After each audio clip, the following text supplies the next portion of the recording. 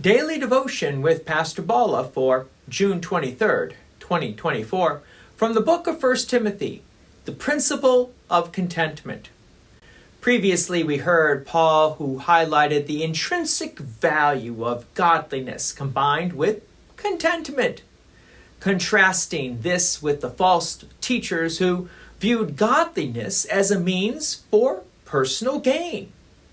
Paul emphasized that true wealth comes from a life devoted to God, characterized by reverence and moral integrity, paired with a state of inner peace and sufficiency.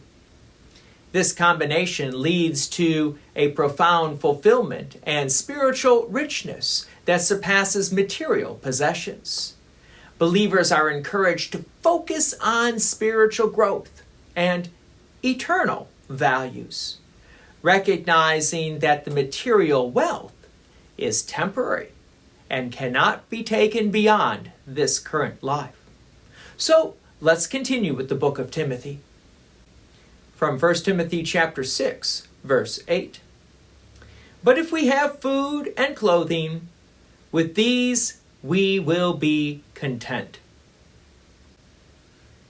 Now here, Paul says, we got food and clothing. We should be happy with that. Now, I will admit, God knows we need more than food and clothing. But this principle reminds us about the basic necessities, reflecting on a simple and modest approach to life. Paul teaches that having the essentials, food and clothing, should be sufficient for believers, encouraging them to cultivate a sense of satisfaction and gratitude for what they have, rather than, and here's the key, constantly desiring more. We'll hear more about that tomorrow. But getting back to this verse actually aligns very closely with what we learned in the Small Catechism. Martin Luther, in his explanation of the fourth petition of the Lord's Prayer, which is, give us this day our daily bread, brings up this same point.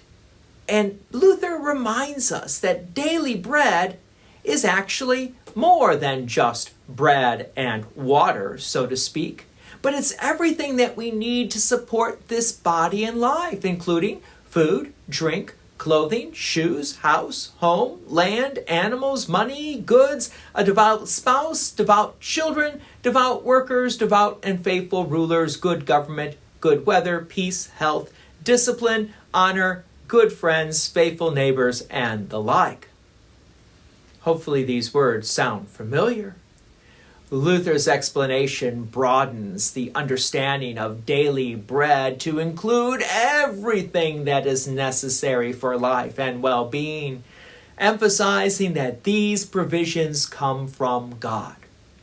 Luther underscores the importance of acknowledging God's provisions in our lives and to be grateful for what we receive. So connecting these two passages is really simple. From 1 Timothy chapter 6, verse 8, with Luther's explanation of the fourth petition of the Lord's Prayer, we see a shared theme, a theme of contentment and reliance on God's provision. Paul's instructions is to be content with the food and clothing, and resonates very well with Luther's teaching on daily bread is a gift from God, encompassing all that is necessary for this physical life. Both perspectives encourage believers to continue to trust in God's provision and to live simple and maintain a spirit of gratitude and to thank God for all that He has given to us. So in essence, this verse and Luther's explanation of the fourth petition reminds us as Christians we need to be content with what we have received. God knows what we need, and He has given it to us. So we need to trust that God knows what He's doing. He knows all things. And to have thankfulness for what we have received from God, instead of being driven by desire, which is tomorrow's devotion. God's peace and many blessings be with you, and thank you for listening. And please take an opportunity to share this message with others. If you have enjoyed these daily devotions, please consider making a donation to Peace Lutheran Church, 24024 West Main Street, Plainfield, Illinois, 60544. Thank you again for listening.